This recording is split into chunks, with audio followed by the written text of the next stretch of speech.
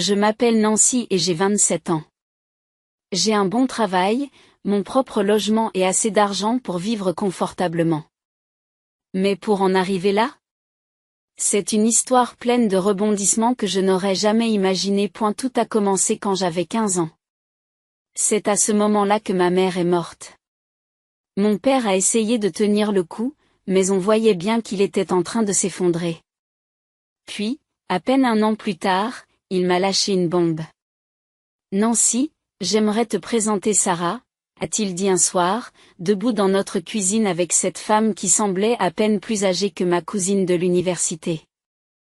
Nous allons nous marier. Sarah avait au moins 15 ans de moins que papa, et elle venait avec sa propre fille, Kayla, qui n'avait que 5 ans à l'époque. Dès le premier jour, Sarah m'a traité comme si j'étais une sorte d'invité indésirable. Elle passait devant moi dans le couloir sans dire un mot. Ou se mettait soudain à chuchoter à papa chaque fois que j'entrais dans une pièce. Mais Kayla? Au début, elle était différente. Cette petite boule d'énergie entrait dans ma chambre à toute heure. Nancy, on peut regarder Bob l'éponge, demandait-elle, grimpant déjà sur mon lit avec son pingouin en peluche sous le bras. J'adorais ces moments. Avoir une petite sœur était quelque chose que j'avais toujours voulu, et pendant un moment, j'ai eu l'impression que quelque chose de bien pourrait sortir de toute cette situation. Mais cela n'a pas duré. Le changement a commencé lentement. D'abord, Kayla a cessé de venir dans ma chambre après l'école. Puis elle s'excusait quand je lui demandais si elle voulait regarder la télé avec moi. Un jour, j'ai entendu Sarah parler à Kayla dans la cuisine. « Chérie, tu n'as pas besoin de passer autant de temps avec Nancy, » disait Sarah de sa voix sucrée. « Elle n'est pas vraiment ta sœur, tu sais. C'est juste l'autre fille de ton père. » C'est à ce moment-là que tout s'est mis en place. La façon dont Sarah avait agi, la distance soudaine avec Kayla, tout cela faisait partie de son plan. Elle ne voulait pas que Kayla me voie comme une sœur. Et elle a réussi. Après ça, j'ai arrêté d'essayer. À quoi bon? Chaque fois que Kayla me regardait au dîner ou détournait la tête quand je la croisais dans le couloir, ça me faisait encore plus mal. J'ai donc préféré me consacrer à mon travail scolaire. Lorsque j'ai été acceptée à l'université avec une bourse complète, j'ai ressenti comme une liberté. Après l'université, ma carrière a décollé comme une fusée. Chaque année apportait de nouvelles opportunités, des projets plus importants et un meilleur salaire. J'ai enfin eu la vie dont je rêvais, mon propre appartement, de beaux vêtements, des restaurants chics. Des voyages le week-end quand je le voulais. Fini le temps où je comptais les sous et où je portais des vêtements d'occasion. C'est alors qu'est arrivé le coup de téléphone qui a tout changé. Nancy, la voix de mon père à l'autre bout du fil était hésitante, presque timide. « Comment vas-tu, ma chérie ? » J'ai failli laisser tomber ma tasse de café. Nous n'avions pas vraiment parlé depuis que j'étais partie à l'université. Bien sûr, il y avait eu de temps en temps une carte de vœux ou un bref message d'anniversaire, mais c'était tout. J'ai toujours pensé que Sarah avait quelque chose à voir avec ce silence. Elle avait cette façon de s'incruster chaque fois que papa essayait de m'appeler, trouvant toujours une raison pour laquelle il devait raccrocher rapidement. J'ai pensé, a-t-il poursuivi lorsque je n'ai pas répondu, qu'il était peut-être temps de prendre un nouveau départ. Mettre le passé derrière nous. Viens dîner dimanche, Sarah aimerait bien te voir aussi. Là. Je savais qu'il se passait quelque chose. Sarah aimerait bien me voir.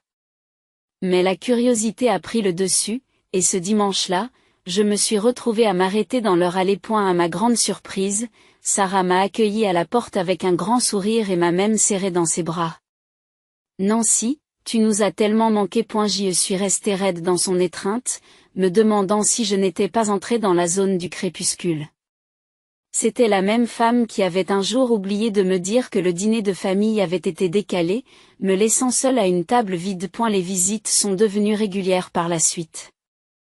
Tous les dimanches, je venais et nous nous asseyions tous dans le salon pour discuter maladroitement du temps qu'il faisait et des nouvelles locales. Puis, environ un mois plus tard, l'autre chaussure est tombée. Le fait est que, Nancy, dit papa un dimanche, le regard fixé sur sa tasse de café, nous avons des difficultés financières. Sarah s'est empressée d'intervenir. La voix douce comme du miel.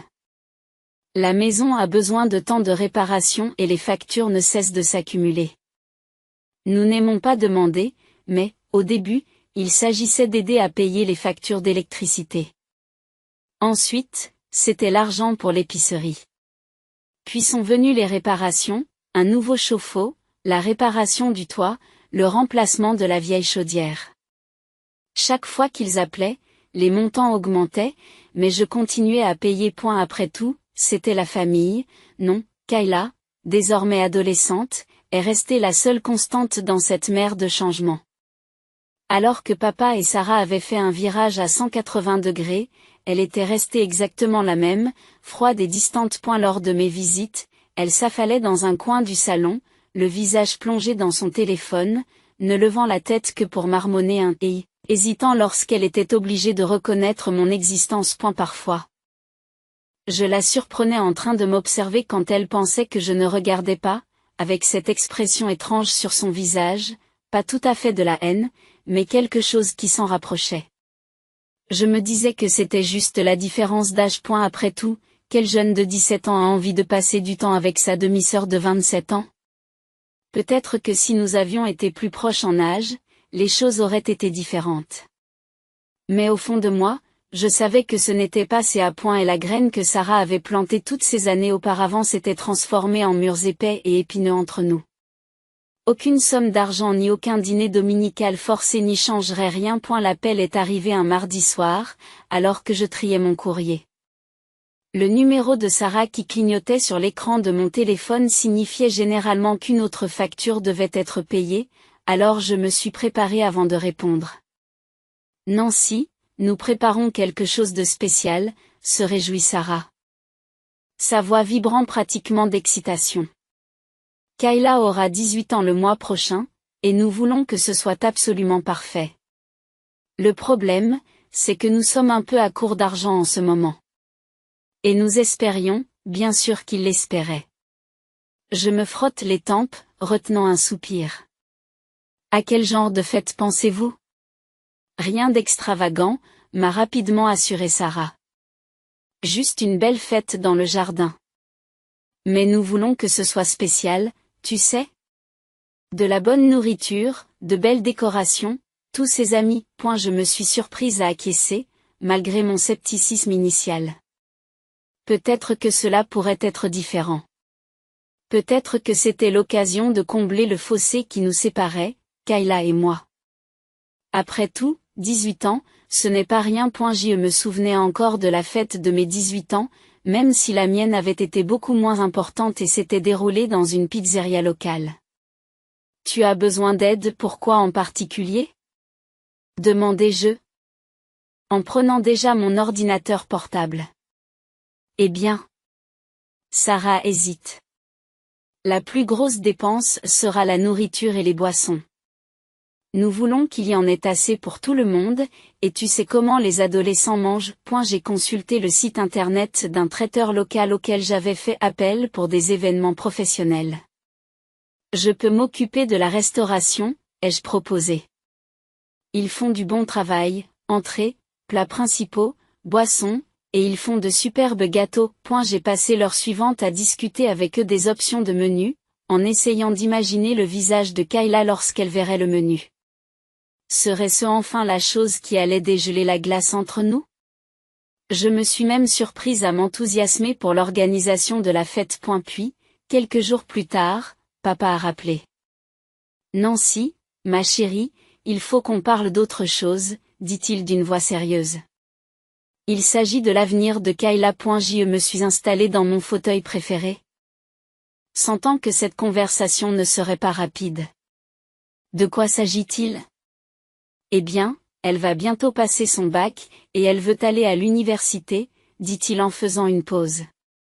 Tu sais combien l'éducation est importante, et en tant que sœur, je savais déjà où il voulait en venir avant même qu'il ne finisse sa phrase. Mais étonnamment, je n'ai pas ressenti l'irritation habituelle qui accompagne leur demande d'argent. Au contraire, je me suis surprise à y réfléchir. Combien coûteraient les frais de scolarité? Ai-je demandé. Papa a commencé à énumérer des chiffres, mais mon esprit était déjà en train de s'emballer. Ce soir-là, après l'appel de papa, je me suis assise sur mon balcon avec un verre de vin et j'ai réfléchi. L'université d'État était une bonne école avec des frais de scolarité raisonnables. Je pouvais me l'offrir sans trop peser sur mes finances. Peut-être, juste peut-être. Cela pourrait être le geste qui ferait enfin de Kayla une famille. J'ai pris ma décision sur le champ.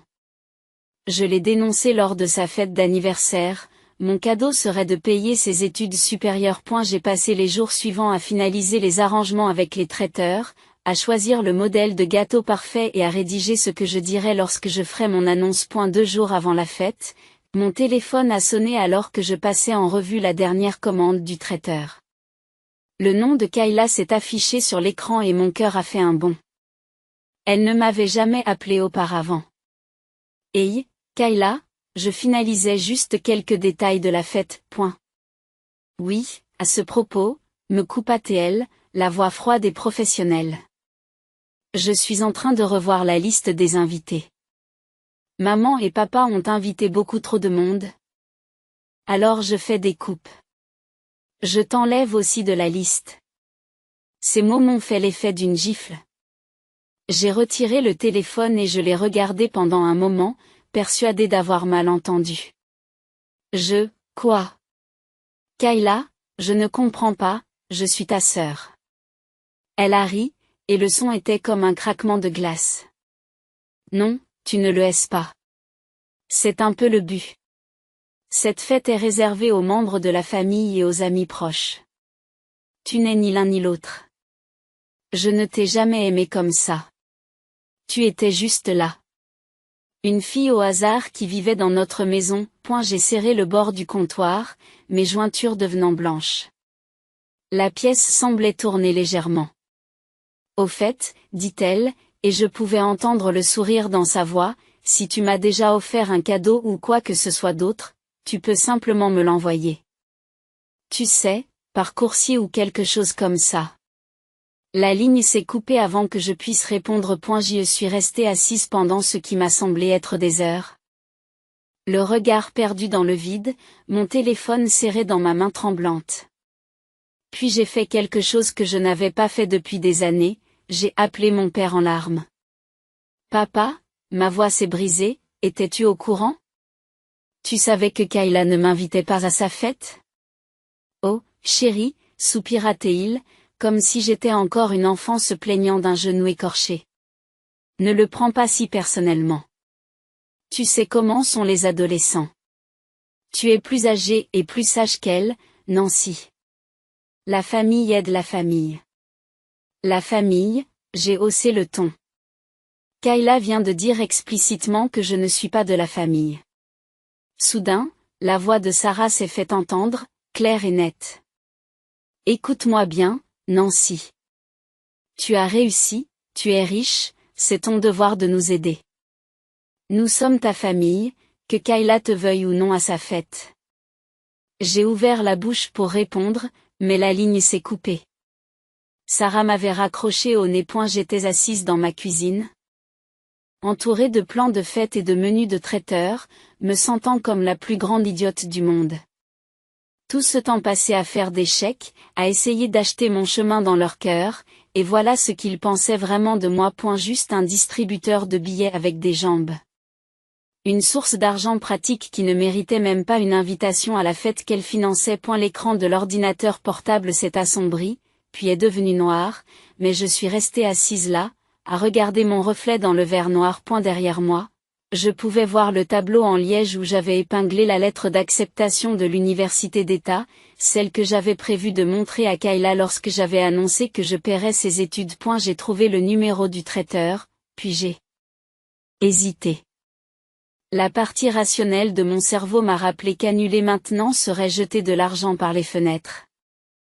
Qu'ils avaient déjà acheté toute la nourriture et commencé les préparatifs. Mais une autre idée m'a traversé l'esprit et je me suis mise à sourire pour la première fois depuis des heures. Bonjour, c'est Nancy Mitchell, ai-je dit quand on m'a répondu. J'appelle au sujet de la commande de la fête de ce samedi. J'ai besoin de changer l'adresse de livraison et j'aimerais faire don de la totalité de la commande au Haut-Parper Shelter du centre-ville. Il y a eu une pause à l'autre bout du fil. Le refuge pour sans-abri? Oui, ai-je confirmé en consultant leur adresse sur mon téléphone. Livré tout comme prévu, mais à la nouvelle adresse. La commande complète, tous les apéritifs, les plats principaux, les desserts, et surtout le gâteau à 3 étages.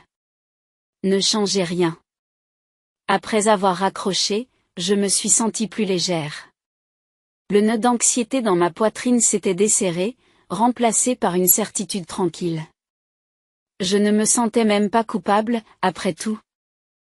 N'était-ce pas exactement ce que Kayla voulait? Aucun lien avec sa non-sœur lors de sa précieuse fête, j'ai mieux dormi cette nuit-là que je ne l'avais fait depuis des semaines. Le matin de l'anniversaire de Kayla s'est levé clair et lumineux. Je savourais ma 2e tasse de café quand mon téléphone a explosé avec la sonnerie de Sarah. Où est le traiteur? A-t-elle crié sans préambule. Ils étaient censés être là il y a 1 heure. Si c'est ça ton idée de la plaisanterie, oh, le traiteur, dis-je d'une voix légère et décontractée. Pas la peine d'attendre. Tout a été livré au refuge de Hope Harbor. Je suis sûre qu'ils en profitent en ce moment même. Le silence à l'autre bout du fil était assourdissant. Vous, quoi? La voix de Sarah était devenue un murmure dangereux. Comme je ne suis pas assez proche de la famille pour assister à la fête, dis-je en remuant mon café. Je me suis dit que je ne devais pas imposer mon cadeau non plus. Kayla a bien précisé qu'elle ne voulait que des parents proches et des amis. Et comme son père l'a si judicieusement souligné, je dois respecter ses souhaits. Espèce de petite rancunière. La voix de Sarah s'est élevée jusqu'à un cri strident. Tu as tout gâché. Les invités seront là dans 2 heures. En arrière-plan, j'entendais la voix de Kayla qui montait, paniquée. Maman, qu'est-ce qui se passe? Où est la nourriture? Vous pouvez peut-être commander une pizza, ai-je suggéré joyeusement. C'est ce que feraient les personnes qui ne font pas partie de la famille. Non, les sanglots de Kayla s'amplifiaient en arrière-plan, ponctués de bruits de pas et de portes qui claquaient. L'image mentale de sa crise de colère m'a fait sourire davantage. Vous avez gâché son anniversaire, s'est écriée Sarah. Son jour spécial, point. Non, Sarah, ai-je dit calmement. Kayla l'a gâché elle-même en décidant de donner une leçon à sa vache à lait. Je l'ai juste aidée à en apprendre une à la place. J'ai raccroché pendant que Sarah bafouillait encore, j'ai réglé mon téléphone sur ne pas déranger et j'ai bu une autre gorgée de mon café. Il avait un meilleur goût que d'habitude. Plus doux. Quelque part à l'autre bout de la ville, 200 personnes au Hope Harbor Shelter étaient sur le point de déguster le repas le plus raffiné qu'elles aient eu depuis des années, avec un magnifique gâteau d'anniversaire à 3 étages. Ailleurs, ma chère demi-sœur apprenait que les actes ont des conséquences. Les rapports ont commencé à affluer quelques jours après la fête. Mon amie Lisa, dont la cousine allait à l'école avec Kayla, a été la première à appeler. Oh mon Dieu, Nancy, c'était un désastre total, dit-elle en essayant d'étouffer son rire. Tu ne vas pas croire ce qui s'est passé.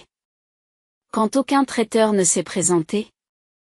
Sarah a couru au supermarché, paniquée. Elle a acheté un tas de sandwichs et a commencé à les assembler dans la cuisine. Mais elle n'en a pas eu assez, la moitié des invités n'ont même pas eu à manger. J'ai bu une gorgée de vin, imaginant les mains parfaitement manucurées de Sarah en train de préparer frénétiquement des sandwichs. Et le gâteau? Encore mieux, ricane Lisa. Elle a envoyé son père au Daniels dîner pour récupérer les desserts qu'il leur restait. Il est revenu avec une boîte de tartes. Les gens se tenaient debout dans le jardin avec des tartes en papier. Les gens se tenaient dans le jardin avec des assiettes en papier, un sandwich et un beignet rassis, pour comprendre ce que j'avais à dire. J'en souriais. Papa s'est fait frapper l'épaule avec batte. Voix dont la qualité forcée signifiait que j'essayais de faire très le visage de la mère quand elle était encore là. Quand sa sœur. Mais je comprends que tu l'aies fait. Et cela pardonne difficilement. Je n'ai pas besoin de parler de ce que je veux. Ce que il sort besoin, je comprends pourquoi fait et je puis, pardonner pour avoir dit appeler ça, on va payer pour là. Tu as promis. À rigoler sœur explicitement dit je suis famille silence d'elle parce que explosé. Qu'est-ce que tu as? Elle était émotive. Elle n'a pas fait ce que sa sœur lui a dit. Qu'elle m'a bien fait comprendre que j'allais me débarrasser de tout sur elle, quoi? La porte est fermée. Tu es tout ce que nous avons fait pour toi.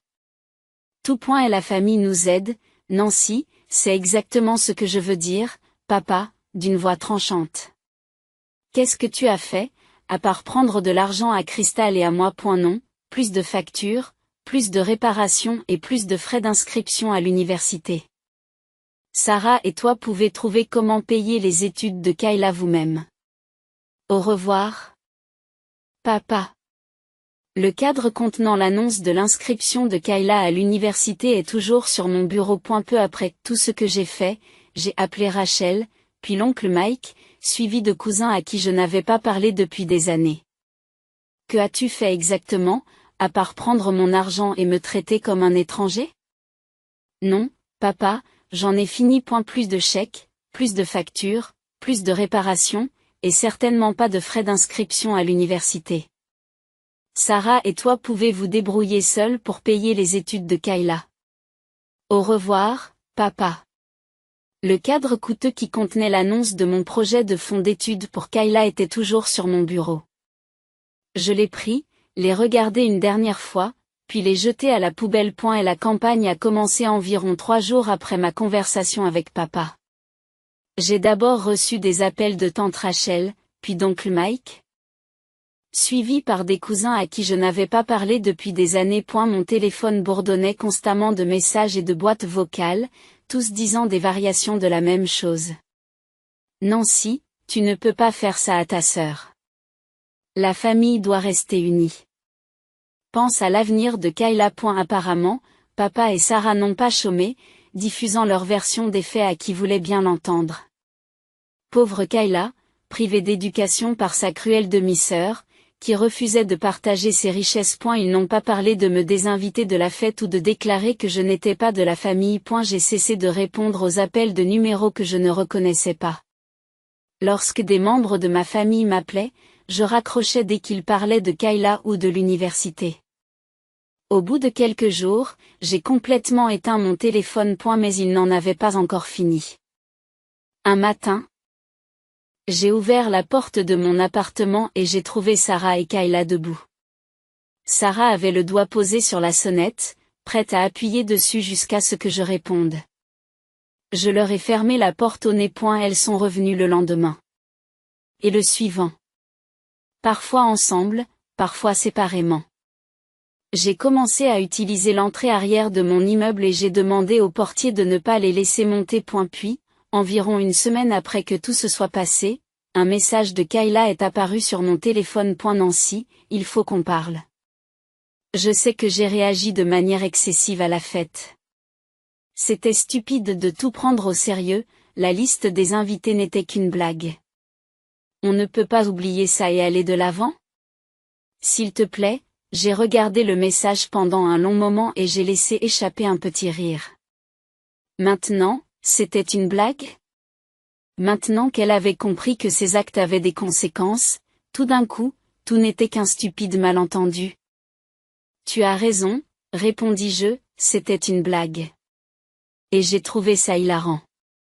Surtout la partie où j'ai envoyé toute la nourriture au refuge pour sans-abri. N'était-ce pas drôle? J'ai vraiment apprécié ton sens de l'humour, alors j'ai décidé d'y ajouter le mien. Elle n'a pas répondu pendant plusieurs minutes. Lorsqu'elle l'a fait, son message ne comportait qu'un seul mot, s'il vous plaît. C'est alors que j'ai compris que papa et Sarah ne lui avaient rien dit. Ils n'avaient pas mentionné que j'avais payé le traiteur, ni que j'avais prévu de couvrir ses frais d'inscription à l'université. Je me suis rassis sur ma chaise, en pensant à la façon dont les choses auraient pu se dérouler si Kayla avait été au courant. Elle aurait probablement été douce comme du sucre, jouant parfaitement le rôle de la sœur aimante. Il y aurait eu des embrassades, des remerciements et des promesses de gratitude éternelle. Et la fête se serait déroulée à merveille. J'aurais fait ma grande annonce concernant l'université et tout aurait semblé merveilleux en apparence. Mais tout aurait été faux. Juste une autre performance dans le spectacle permanent du « faisons comme si nous étions une famille heureuse », tant que Nancy continue à faire des chèques. Bizarrement, je devais remercier Kayla. Son moment de cruauté honnête avait détruit la façade que j'essayais désespérément de maintenir depuis des années. Elle m'avait montré exactement ce que j'étais pour eux, ni une famille, ni même un ami. Juste une source d'argent pratique. J'ai bloqué son numéro sans répondre à nouveau. Aujourd'hui, mon compte en banque est plus sain que jamais et mon niveau de stress est nettement plus bas. Fini les appels inattendus pour des appareils électroménagers en panne ou des factures en retard. Fini les manipulations culpabilisantes sur les obligations familiales. Plus de faux semblants. 6 mois après le fiasco de la fête. J'ai appris le dernier drame qui se déroulait dans mon ancienne maison par Lisa, qui restait en contact avec les voisins. Il s'est avéré que Kayla avait demandé à nos parents d'utiliser leurs économies pour ses études. Elle était persuadée qu'ils avaient de l'argent de côté. Après tout, cela faisait des années qu'ils parlaient de ces projets d'études. C'est alors qu'ils ont dû avouer la vérité. Ils avaient dépensé l'argent pour leur nouveau SUV de luxe il y a 6 mois. Leur justification, ils comptaient sur moi pour payer les études de Kayla, alors ils se sont dit qu'ils pouvaient utiliser leurs économies pour eux-mêmes. Les conséquences ont été exactement ce à quoi on pouvait s'attendre de la part d'une personne qui a été élevée dans l'idée que le monde tournait autour d'elle. Selon les voisins, la réaction de Kayla pouvait être entendue depuis 3 maisons plus bas. Tout d'abord, elle leur a demandé de contracter des prêts pour couvrir ses frais de scolarité. Lorsqu'ils ont admis que leur crédit n'était pas assez bon, elle a insisté pour qu'ils vendent la voiture. Sarah, bien sûr, a refusé, affirmant qu'elle avait besoin de ce véhicule de luxe pour son activité d'agent immobilier. Aujourd'hui, Kayla organise ce qu'elle appelle une manifestation, refusant de trouver un emploi ou de déménager tant qu'ils n'auront pas trouvé le moyen de payer ses études. Elle passe ses journées terrée dans sa chambre, n'émergeant que pour déclencher une nouvelle dispute. Sur la façon dont ils ont ruiné son avenir. Les voisins disent que les disputes ne semblent jamais s'arrêter, Kayla évoquant la voiture à chaque occasion, et ses parents devenant de plus en plus désespérés pour justifier leur choix. L'ironie de la situation ne m'échappe pas. Après des années pendant lesquelles Sarah et papa m'ont sollicité pour des dépenses d'urgence et des réparations ménagères, il s'avère qu'ils économisaient depuis le début pour un achat de luxe. Et maintenant, Sarah se plaint à qui veut l'entendre de l'ingratitude de Kayla, apparemment inconsciente du parallèle avec la façon dont ils m'ont traité pendant toutes ces années. Ceux qui connaissent mieux la situation que moi estiment qu'il reste encore 1 mois avant que mes parents ne cèdent et ne vendent la voiture. Kayla a appris la manipulation auprès des meilleurs. Après tout. Elle a vu sa mère m'épuiser pendant des années en me culpabilisant et en me manipulant émotionnellement. Maintenant, elle applique simplement ces mêmes tactiques à ses parents. Je ne doute pas qu'elle finira par réussir. La voiture sera vendue, elle recevra l'argent des frais de scolarité et le cycle de manipulation se poursuivra. Pourquoi travailler pour quelque chose quand on peut faire pression sur les autres pour qu'ils nous le donnent? Mais ce n'est plus mon problème. Laissons-les s'occuper du monstre qu'ils ont créé. Ma propre vie a trouvé un rythme paisible sans eux. Mon compte d'épargne augmente régulièrement, maintenant qu'il n'est plus vidé par leurs demandes constantes. J'ai commencé à suivre les cours d'art que j'avais toujours voulu essayer et je prépare mes premières vraies vacances depuis des années. Je ne mets plus de côté mes propres rêves pour financer les leurs.